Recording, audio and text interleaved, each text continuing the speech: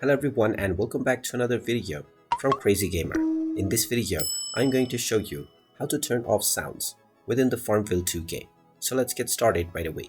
First of all, open up the Farmville 2 game on your device, and once you open the game up, you will be taken to the basic tutorial levels. Once you have completed the basic tutorial levels, you will gain access to various different menus within the game. If you wish to turn off the sounds, tap on the gear icon at the top right corner and then tap on Settings. Within the settings page, you will see the music as well as the sound effects option.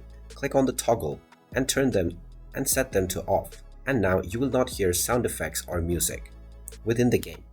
You can turn them back on at any time by going back into the gear icon and then the settings menu. And there you have it. That is how easy it is to turn off sounds within the Farmville 2 game. If you find this video helpful, make sure you hit that like button and subscribe to our channel if you haven't done so already. Also ring that notification bell to never miss another update from us. Thank you for watching, and I will see you again in the next video.